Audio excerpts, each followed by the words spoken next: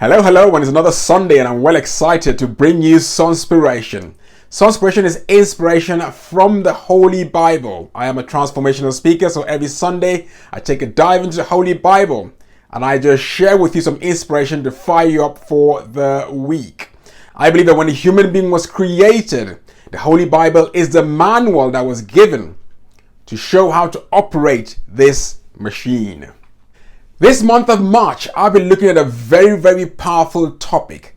As a transformational speaker that focuses on mindset transformation, I decided to take a very interesting one talking about the mind of God.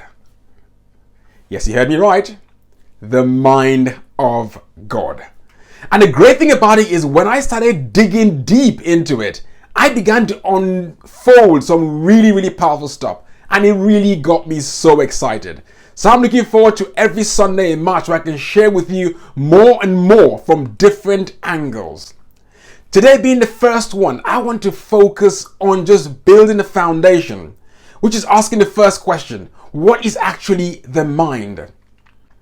I listened to a powerful lady who's done so much research over the years called Caroline Leaf. And I've actually got her books that I encourage you guys to read because she talks a lot about the mind and the brain. And the first thing it was create a separation between what the mind is and what the brain is. We all know where the brain is, which is in our heads. But really, if you ask me, where is the mind? I think the mind is more of a spiritual angle to everything that we actually do on our daily basis.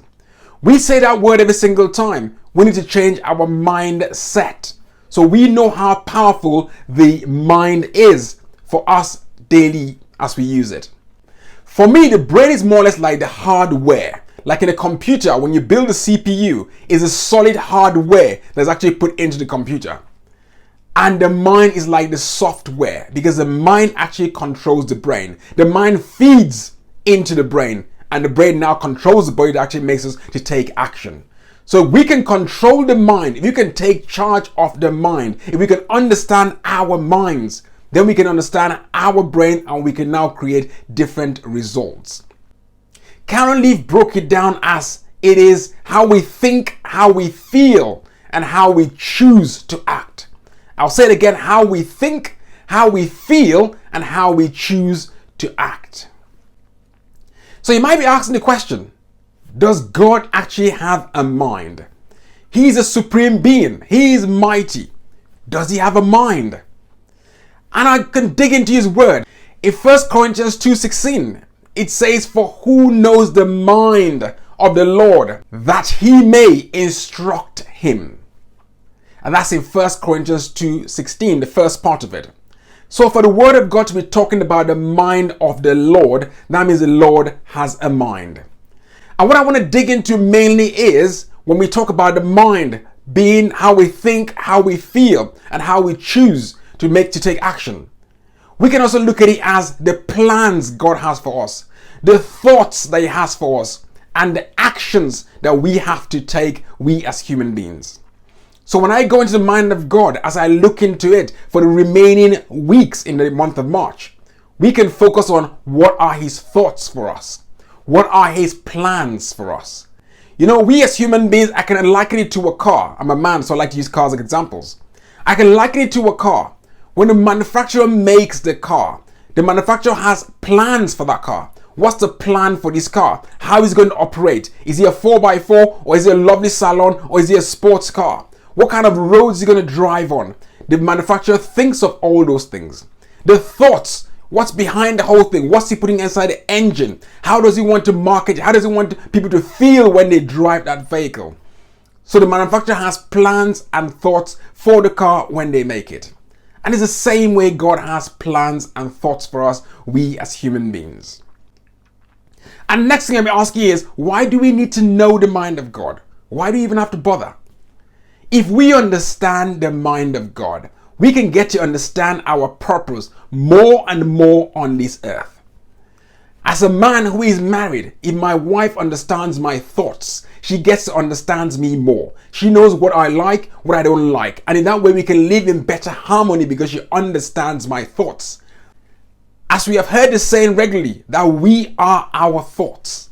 Because the way you think is the way you act. So if you can control your thinking, you can actually control your actions.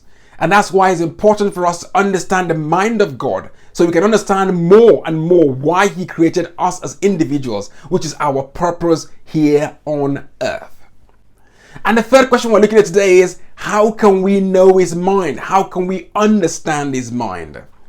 Now, as you know, I'm most excited when I bring you Sonspiration here. And Sonspiration is from the Holy Bible. And if you want to truly understand the mind of God, you need to dig into his words. He's talking to us through his words on a daily basis. And when you study his word, you get to understand him more. And when you know him more, you know his thoughts and you understand his plans for you.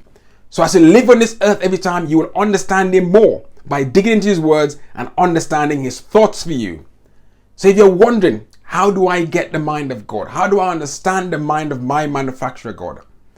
Take a deep dive into his word. Or as I bring you Sonspiration every Sunday, you can always listen to it and understand different parts of it. But also you can also do your further research by studying his words.